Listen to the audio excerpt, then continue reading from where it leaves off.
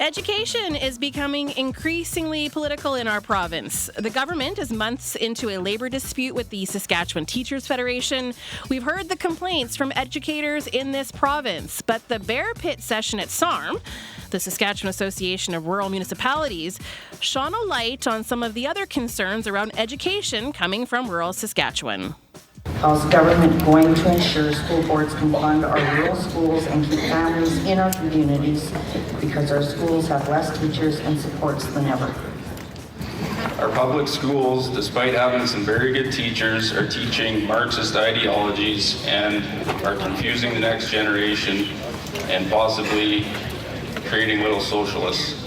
Can we please revamp our education and return to the ABCs and life skills that should be taught and keep political and social biases separate from our children's education experience? Well, today we'll be joined by NDP education critic Matt Love, and we'll hear from Education Minister Jeremy Cockrell and Premier Scott Moe as they field some of those questions at SARM. Now, if you want to join the conversation today, the number is 1-800-716-2221. You can also email bluesky@cbc.ca. Well, before we dig into the politics of education in rural Saskatchewan, we want to get our listeners up to speed on what's been happening in the STF government-labor dispute. Adam Hunter covers politics for CBC. Murray Mandrick is a columnist for the Regina Leader-Post. And here they are on the morning edition with Stephanie Langenegger. Adam, there is still no deal with teachers. You mentioned there is more money going to school divisions, and there's some talk about how school divisions were maybe given a bit of a take it or leave it short deadline there. What can you tell us? Yeah, there's a bit of a back and forth on whether that some trustees have come out and said we weren't given a lot of time. This was kind of like a 24-hour take it or leave it. The education minister's come back and said we've had discussions on and off again with the SSBA leadership. We don't know who's in those rooms. Of course, there's hundreds of trustees across the province with 27 different school divisions. So dozens, I should say, maybe there. But that I think is maybe to be believed that the education minister says we can't tell everyone everything all the time. At the same time, the deal that was on the table was taken, and that's rankled the STF. They're saying, we're kind of being given the end around here. We wanted to have a sit down and talk about this. The latest is this issue with binding arbitration. Now, the NDP came out with this the other day and said, why don't agree to this? They dismissed that in the House. And then yesterday we had Samantha Beacott at the legislature saying, we're willing to sit down with the government if they're going to agree to binding arbitration on class size and complexity. We can deal with all the other issues at the table, salary, other things, benefits. Let's talk about this. Let's get this out of the way. If you have a strong case, then let's leave it up to the arbitrator. If they decide against us, that maybe so be it. And Jeremy Cockrell and the Premier both dismissed that and said no. And yesterday at SARM, Premier Moe saying, we're not giving this money to the teachers. The SDF has said we're not asking for this money. We're asking for guarantees on these two issues. And so we're kind of at a stalemate. And the latest is Samantha Beacott saying, things like hoopla, the provincial basketball championships, school trips will be in danger of being canceled, and that will be on the education minister and the Premier if it comes to that. What do you make of the latest here? Well, dealing with the last point is going to be on STF if events start getting canceled like hoopla. And I guess it's first to the button in terms of who basically makes that point as to who's inconvenienced by the strike. It's obviously in the teachers' interest to blame the government, but it is their decision. To their point, though, and to what Adam said, there is no good argument coming from the government right now as to why they can't take this to binding arbitration if there's no other means. The circular argument that we're hearing from Education Minister Jeremy Cockrell is, well, there's only been a half hour to an hour of negotiations when the government won't change its position, won't change its bargaining position, and at times won't show up at the table itself, as was sort of the case when they tried the last round of negotiations. There'll be a lot of people who see and continue to see that. And there is a huge believability crisis with Jeremy Cockrell as education minister. He says something and you can actually, within a few moments, find it to be not so. And that happens in scrums, that happens in the House, and that happens in terms of his negotiation with the teacher. It's a big problem overall for the government right now, by the way, because they're losing people whether you agreed with them or not. You probably believe what Donna Harpower said, or what Don Morgan said, or what Gord Wyand said, or what Dustin Duncan said. All of them are leaving right now, and you're left with ministers that have a bit of a believability problem. Jeremy Cockrell would probably be one, and certainly be one in relation to this negotiations. That gets into the trust factor. That gets into a whole series of problems that extend to the government's election agenda and what it may or may not be able to accomplish this fall. They have to deal with that issue. They have to get this issue settled in a way. They can't keep pandering to people who want to put the boots to the teachers, because I don't think that's the majority of Saskatchewan, and it just kind of just makes them look a little bit more bad and right-wing anyway, and they're going to lose support on the left flank. And I think that's a serious consideration for them while they're really worried about the rural right vote and securing their own rural base.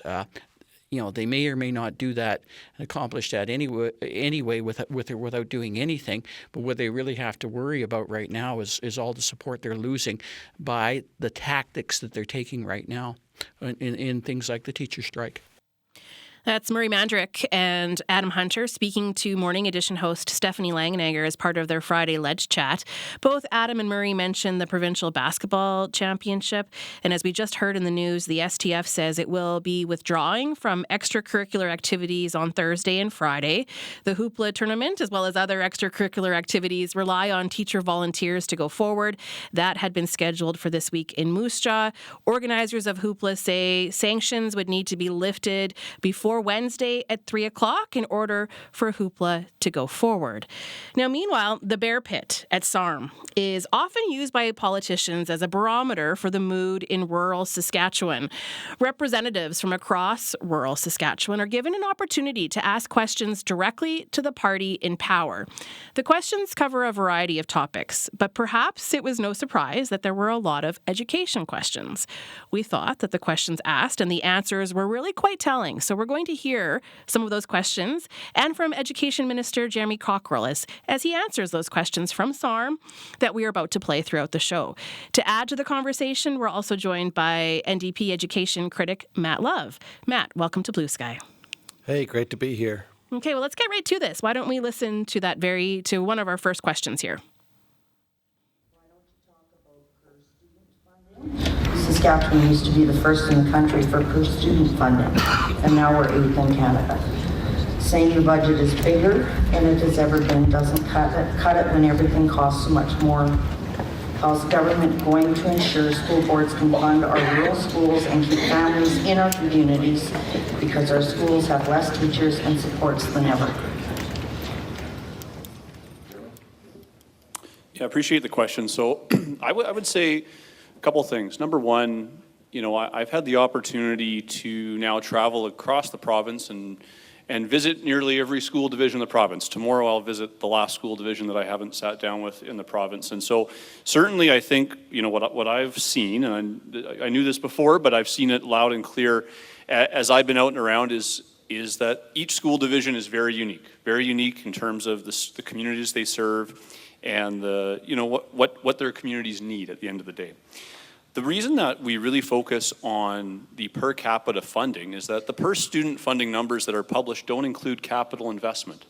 And we have as a government, made some significant investment in education capital around the province, and especially in rural Saskatchewan. I think about see some more Wednesday. Yeah, where there's going to be significant investment into education capital coming on budget day next Wednesday. But again, I think about the school projects that we have underway right now, whether that's Lanigan, whether that's Carrot River. We've got renovations going on in North Battleford, finishing up in Lloydminster. So, again, we use the per capita funding because it does account for the almost $2.5 billion that we've spent in the last 15 years on education capital around the province. And as the Premier said, we're not done there yet. When it comes to operational funding and, paying for buses, paying for EAs and other supports in the classroom, Again, we announced last week, we are adding the largest ever number to school operating funding in this province, $180 million to those 27 school divisions across the province. As well as, we talked about, in the context of municipal revenue sharing earlier, the concept, of predictability was talked about. And that's the other piece that we announced last week with the multi-year funding agreement, is taking that part of the education budget that's focused on providing supports in the classroom, whether that's teachers or EAs or ed psychs or SLPs or OTs, supports that, many of our students need to be successful. What we've done is we've said to the school divisions, hey, here we go. This is what the funding level is going to be at an absolute minimum for the next 4 years. And I know we've got school board trustees and a couple school board chairs in the crowd here today. And I think there's going to be, more conversation between myself and our ministry and the school boards around the province in terms of how we take that minimum and add to that investment over the next several years when it comes to school operating funding and supports funding as well. I would just add to that, in light of the conversation that's happening right now with respect to education. The decision, the quantum of the decision that we pulled forward in an unprecedented fashion, the budget announcement last week. The quantum has been discussed for some time, the 9% increase, $180 million increase up to $2.2 billion in operational funding, capital funding to come next week. The quantum is important, and I think everybody agrees with that investment, at least that investment this year, and likely very much additional investment needs to continue to come in years to come. Where the disagreement is how that investment is going to flow or who's going to be accountable for that investment. We have always flowed that investment, educational operational funding of all kinds, through the school divisions, which are locally elected in your community. That investment will continue to flow through those school divisions so that those locally elected trustees can make decisions on how best to invest that in their classrooms, in their schools, and ultimately in their communities. And we're not going to remove that and give it to a centralized Teachers Federation. We agree with the quantum. We agree the funding needs to be provided. We feel very strongly that it needs to be provided to the locally elected school divisions. If we're going to remove that and give it to the Teachers Federation, what is the reason for locally elected school divisions? You heard there from Premier Scott Moe, also Education Minister Jeremy Cockrell. Our guest today is NDP education critic Matt Love. Matt, you've been listening to the question that was posed there at the SARM Bear Pit session. I'm wondering what your main takeaway is from what you just heard. Oh, thanks, Leisha. I've got lots of takeaways, and it makes me think about the comments from the panel that played just before we started here, and I think that this education minister has a believability problem. He's at SARM talking to folks, presenting a story that they know and the realities they face, those who are school trustees in rural Saskatchewan. He's presenting a story that they know not to be true. Primarily, what do you mean by that? Well, he's telling them that every year this government relies on messaging of record funding in education, and yet every year we have trustees around this province, rural and urban, making decisions of what will be cut. The only autonomy that the Sask Party government has offered to local school boards is the autonomy to make very difficult decisions around cuts at budget time every year. I'll give you an example. Chinook School Division.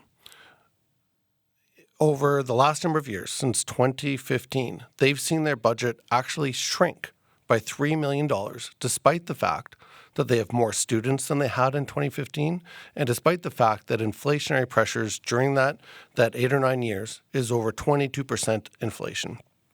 They have less money to work with. This is a rural school division that travels 27,000 kilometers by bus every day and certainly feels the impacts of inflation. So they've had to make, just in that one school division, over the last several years, over $10 million in cuts to supports for students and teachers in their division. And the original question posed in that tape there was, how will you fund schools in rural Saskatchewan? And Premier Moe and the Education Minister talked a lot about capital investments. But from you, what is your understanding of what rural schools need right now? What would be the difference between the needs of a rural school division versus what we're seeing in the cities in Regina and Saskatoon? What are the needs? What are they looking to for the government? What are the needs that they need fulfilled? So I'll start with the Premier and the Minister's comments on per capita funding for education. They know, and in fact, the previous Education Minister acknowledged that there is not a school system in Canada or anywhere that I'm aware of that funds education on a per capita basis. That's a misleading and disingenuous way to present what's happening in our schools. When it comes to per student funding that is worked into the formula that is used here in Saskatchewan, our students are falling behind. We've gone from first place in the country to 8th place in the country under this failed Sask Party government. And the result of that is seen in our reading scores, our math scores, and in the reports coming from teachers and parents and caregivers about the lack of supports that are needed for our students to get what they need to succeed at school and beyond. I want to back up a bit because I have to be completely honest. I don't know if I fully understand the difference between per capita and per student. So what is the argument that the government's making? I know I should probably be putting that question to the Education Minister, but when they say per capita funding, what does that mean? They're looking at spending for every person of all ages in the province of Saskatchewan, which of course has no representation of the actual number of students who are walking into our schools. So in Saskatchewan, we've had over the last number of years, as I've already mentioned, a decrease in funding per student. And while during that time, we've had over 15,000 new students enter our schools since 2016, 15,000 new students, only one additional teacher. So I don't think that the Premier or the Minister referencing per capita funding really acknowledges the problem. 15,000 new students, one additional teacher.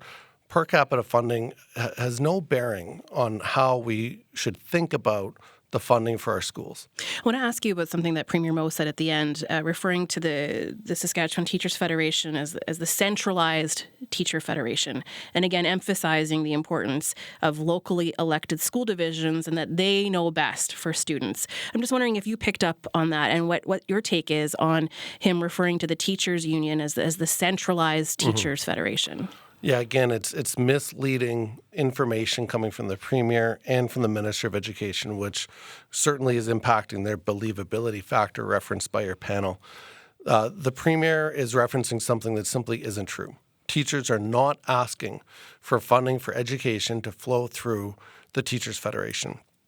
What they're asking for is for adequate, predictable, and sustainable funding to solve the issues of classroom size and complexity to be guaranteed in contract to school divisions. Those 27 local boards who are there with local leaders listening to what's happening in their school communities to make good local decisions.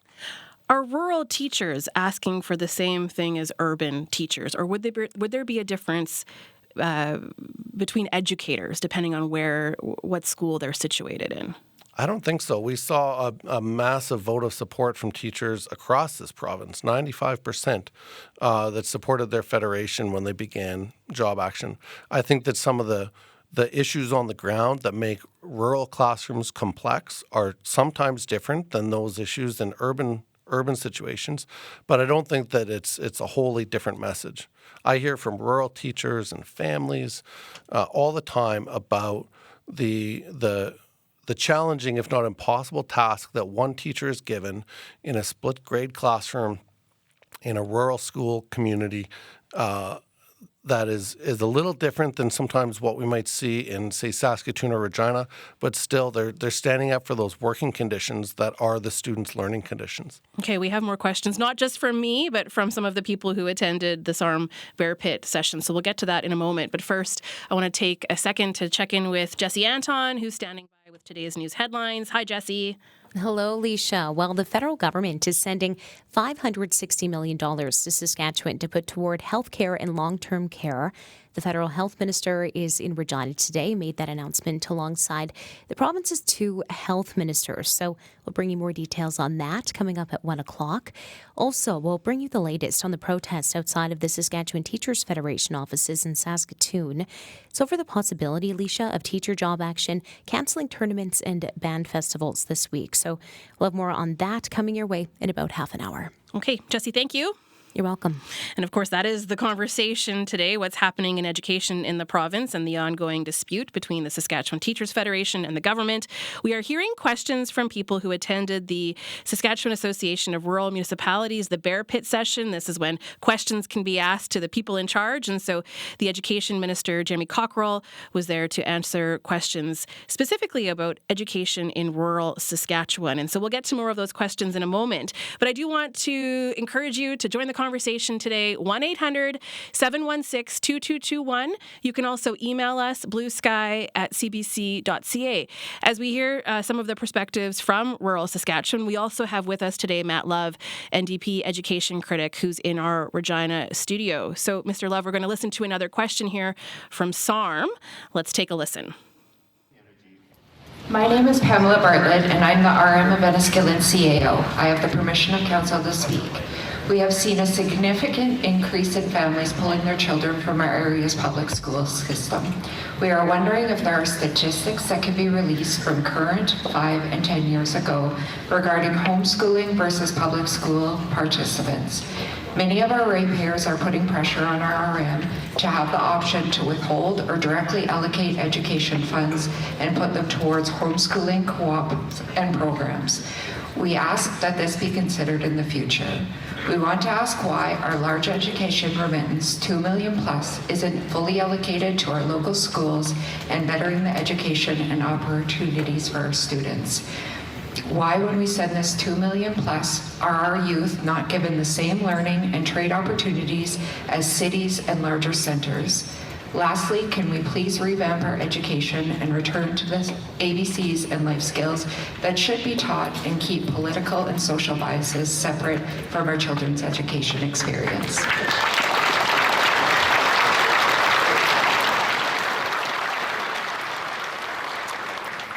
I appreciate the question, and actually I wouldn't mind having a quick chat with you afterwards just in regards to some specific information and what data we can provide.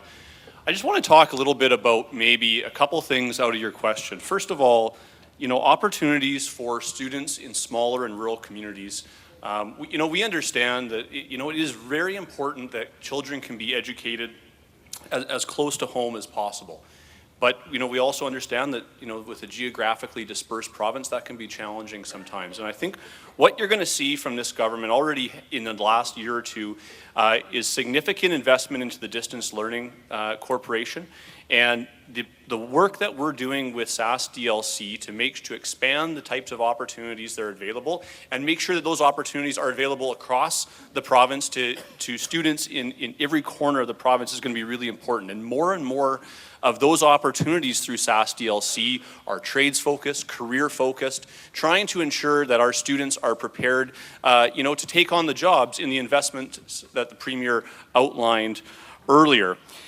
In regards to getting back to basics in education, I couldn't agree more. And, I think you saw how, important this was in the fall, in terms of our government protecting a parent's right to be involved in their children's education. That's something that this government, has taken seriously enough to put into legislation and to ensure that the rights of all of us as parents and grandparents to be involved in our children's education is protected going forward. I think certainly some of the work that we need to do in our education sector is to ensure the quality and accountability in the sector is there, so that our kids are graduating school ready to work, ready to go into whatever field that may be. And I think we have some work to do with our school divisions on that, with teachers in the classroom on that, and in terms of making sure that we're using our education funding as efficiently as possible to give our kids the best chance. Okay, so that was another question from the SARM Bear Pit session. Our guest today is Matt Love, NDP education critic. Before I get to my questions, Mr. Love, I want to know what you want to tackle first. When you hear the response to that question, what stands out to you? Yeah, there certainly is a lot there, isn't there, Alicia? I'll make a couple comments first of all on the question about homeschooling. Certainly, I'm a parent. We know that parents want what's best for their kids, and certainly respect those parents who choose to go down the homeschooling route. We know many of those, they register with the local school division to school at home, and I respect that right. But what makes me concerned is that this minister can't connect the dots with parents recognizing that if their kids aren't getting what they need at school due to the lack of supports, increasing class size, falling per student funding that now takes us to 8th in the country, that this isn't a major concern to the Minister of Education. Is that why you think parents are pulling their kids? Why are we? Is it because of those reasons, or are there other things at play? I think what I was getting from the person who was asking the question is that they're concerned about what is being taught. I mean, and the minister then responded with, "We need to get back to basics." So that kind of came second, and that was my second thought. And I think it is disappointing that we don't have a Minister of Education that's going to vigorously defend the work of teachers and school divisions. But of course, it's his record. He's the one, this government, the Sask Party government, they're the ones with the record of falling per student funding and falling reading and math scores, that those things go hand in hand. When our students don't get the supports that they need to succeed at school, it's no wonder that Saskatchewan students are falling behind. So I would bring it back to this government's unwillingness to listen to boards, to listen to teachers, and to listen to families to adequately and sustainably fund our classrooms. But I think parents are concerned about the politics in the classroom, some of the social issues that are being talked about. Is that perhaps why people aren't happy in rural Saskatchewan with the current education system? Alicia, all I can speak to is what I'm hearing. What I hear from parents, what I hear from trustees and teachers across this province is a concern on the falling funding, the unwillingness of this government to listen, to work collaboratively, and to ensure that local divisions have the resources they need to get those supports into our schools. What demand is there right now for distance learning? Well, this is an interesting conversation that the minister brought this up as well. Of course, we had school divisions across this province doing an exceptional job delivering distance learning online. Some of that was forced on them during the pandemic to learn how to do that well, and they adapted. They learned, staff received training, they purchased the infrastructure and the technology to do that well. And then with zero consultation with those boards that this minister says he believes that they're autonomous school boards that he wants to support, without any consultation, they took that distance learning away from the public boards. And they took it away without a single meeting, without a single email or phone call, and created a new province-wide distance learning corporation. Is there a demand for that? I think that there certainly was a demand throughout the pandemic, obviously. But now? Well, I mean, that's a great question that I would put back to school boards, and what I hear from them is incredible frustration with the process and also with the outcome. They are being hurt financially through the creation of this new distance learning corporation. It's creating massive challenges in school divisions for their staffing. I would say especially in rural divisions where they don't know precisely how to adequately staff their buildings, because they don't know how many of their students will opt to take one or two or more classes online. So it's creating a lot of challenges out there, and I think it comes down to the lack of consultation and the lack of respect shown to local boards. Does distance learning like this offer rural students opportunities to take classes that they couldn't get in a rural school? That's what I'm wondering. You often hear from people in rural Saskatchewan, they don't have access to maybe French immersion or band programs that urban kids do. So is distance learning providing something that you can't get in a lot of rural schools? Is it opening up the options for students? programs? I would say it has the potential to do that, absolutely. And because a province-wide distance learning corporation could provide increased number of electives and options for students to choose from. But the fact is those local divisions were already developing and implementing those programs, and it was taken away from them without a phone call or a meeting or any consultation. Now, I do have hope that distance learning can provide some of those unique opportunities for Saskatchewan students. There could be potential upside here, but the process that has gone through has been one that hasn't left anyone feeling respected or having a voice at the table. I'm going to share a couple emails that we got from people. I do encourage folks to join the conversation today. The number to dial is 1-800-716-2221. You can also email us, bluesky@cbc.ca. So Paula in Prince Albert writes, I'm a retired teacher and I worked with our kids at risk for most of my career. I worked in what were designated community schools. They were schools that would have been able to work with all the issues the system is currently dealing with. The Saskatchewan Party dismantled the community school philosophy in Saskatchewan. It had the flexibility needed to adapt to a changing society. Teachers have historically been very compliant. Today they are tired and want change. The needs in my classrooms just kept growing and growing. It hasn't stopped. We pay for excellent education, or we deal with broken people in our jails or worse. That comes to us from Paula in Prince Albert. Matt Love, is that true that the Saskatchewan Party dismantled the community school philosophy? Yeah, that is absolutely true. That this government has taken away many of those supports that were in our schools before they formed government, but certainly that's accelerated, I would say, Alicia, over the last 8 years. Going back to that disastrous 2016 budget, it's left those really tough decisions to school boards who every year meet around their tables. Some describe in tears, describing which supports they'll cut back. And they're in tears because they know how important those community school supports are to the families and the students that walk in their buildings every day. So what would be an example of a support that's no longer there?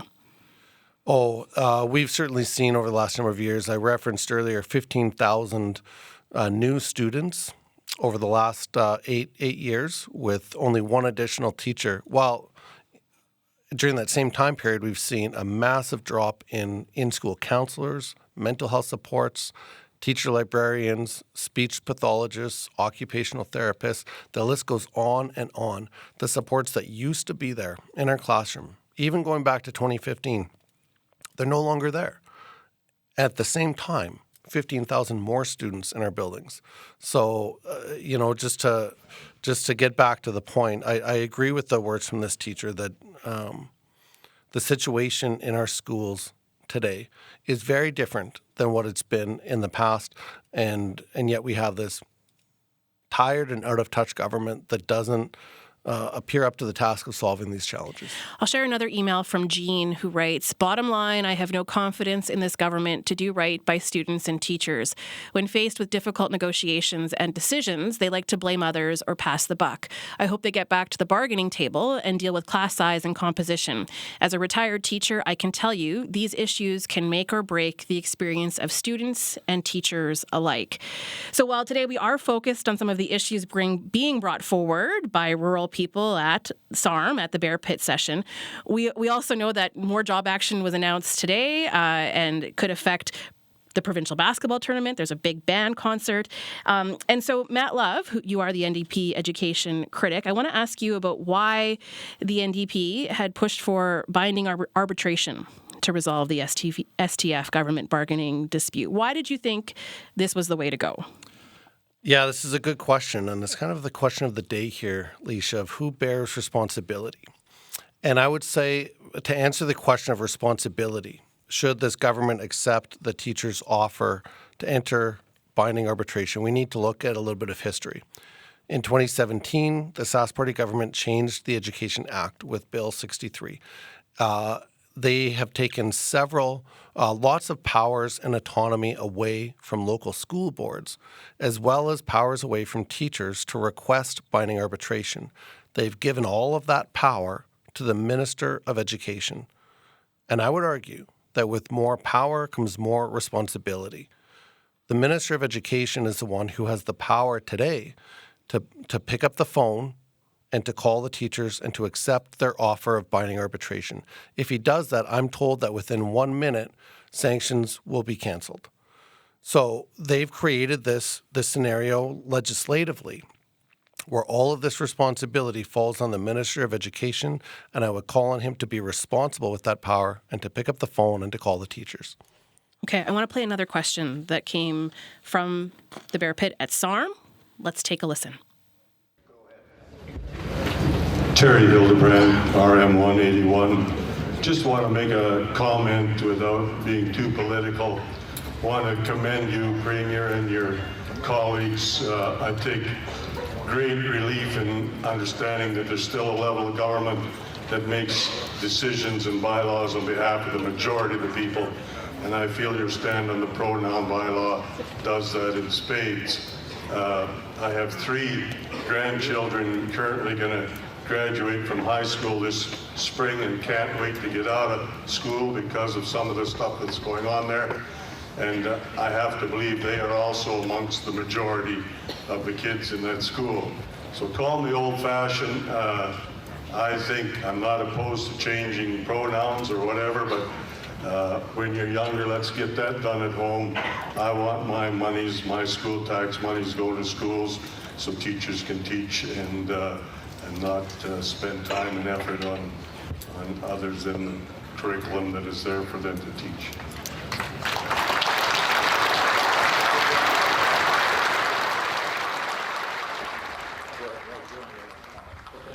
Yeah, I want to add a couple things. Terry, thanks for your comments. As I've toured around the province and visited, several schools, public Catholic Francophone schools around the province, and I mentioned this in a previous answer as well, but the real focus on ensuring that our education system is K to career. We want to make sure that our kids are ready to move on to really an exciting future, hopefully here in Saskatchewan, after they're done high school. And we want what we learn in school to be focused on preparing our kids for that. I just want to talk quickly about we've added financial literacy to the high school graduation requirement starting next September. I think that's going to be a really key step in ensuring that kids, wherever they grow up, whether it's in a larger city or whether it's in a small rural municipality around the province, are prepared to live within their means going forward. That's something that people, in this room, we've our parents and grandparents taught us to live within our means. Governments have to live within their means. And so I think the financial literacy education piece is a big part of that. I'll just comment as well on some work that we're doing in really at the high school level to try and expand trade offerings, within the high school years. I know that MLA Warren Kading and several others in our caucus have been, vocal proponents of making sure that we can expand practical arts opportunities within our high schools around the province, and that's certainly something we're going to be looking at, how to increase that both in the high schools and through the Distance Learning Corporation going forward. But thank you very much, Terry. Okay, so let's put that to NDP education critic Matt Love. Minister Cockrell talked about more emphasis on trades, this idea of from kindergarten to career. What are your thoughts on that? I'll start off by noting that it's pretty rich to hear from this minister that he wants to educate high school kids on living within their means, when this Sask Party government in the last year alone has missed their budget projections by over $2 billion. And we now stand to have the highest provincial debt in the history of our province. It's nearly tripled under the Sask Party government. It's pretty interesting. Maybe he'll be willing to take those courses that he's instructing high school kids to be taking. But as far as his comments on the preparing kids, of course we want to prepare our students for success in school and beyond. Of course we know that. But I would say the schools do so much more than simply preparing young people for work. Yes, that's important. But when I look at the time I spent as a teacher in the classroom for 10 years, or the phenomenal work that my kids' teachers are doing every day in the classroom, I think that I hesitate to reduce the function of school to something that simple. I think that schools do so much more, and just want to express my appreciation for all the teachers, caregivers, all the school staff out there who provide that life of a school that makes that learning environment so rich, in particular when they have the supports that they need to give students that chance at success. I want to play one more question from SARM. Let's take a listen. Craig Olerheim, counselor from Frontier, number 19. Lots of good discussion about schools. Hate to pick on you anymore. You've done a pretty good job answering questions, but I got words on my paper here, so I'm just going to read out. Our schools So let me ask you a question. Did your administrator put you up to that? Okay, go ahead. Probably worried about what I'm going to say. Our schools are the future. The ideology that has infiltrated our schools in the past few years is destroying the next generation. Bodie Bauckham said, "We cannot continue to send our children to Caesar for their education and be surprised when they come back as Romans." Our public schools, despite having some very good teachers, are teaching Marxist ideologies and are confusing the next generation and possibly creating little socialists. As important as it is to have a strong economy to build the future,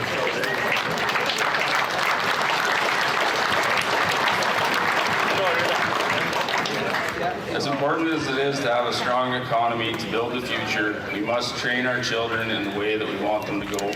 You got about 20 seconds, so I'm not sure if you have a question you might want to I'll answer. get to it. We need to decentralize our schools. Urban areas shouldn't dictate what our precious children are taught. How will you ensure that our kids will get the right education? Will you look to decentralizing these large school divisions that bring all of our children under one umbrella and do what is best for our most precious resource? There you go.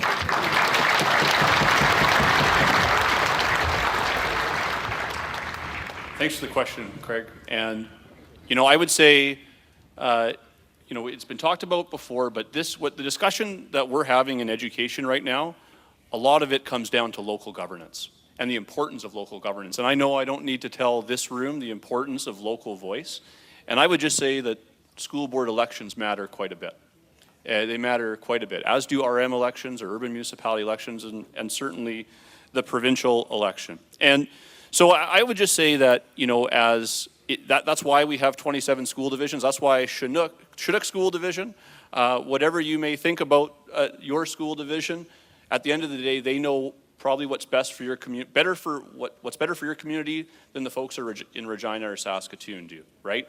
And I would just say, if we all think about in the room who our favorite teacher was growing up, we probably didn't know their politics, right? We don't remember that great teacher because they expressed what their politics was in the classroom. They were just a great teacher that helped us along and cared about us when we were young. And I mean, to that end, I don't think politics belong in the classroom when it comes to making sure that our kids are learning the curriculum and getting a quality education.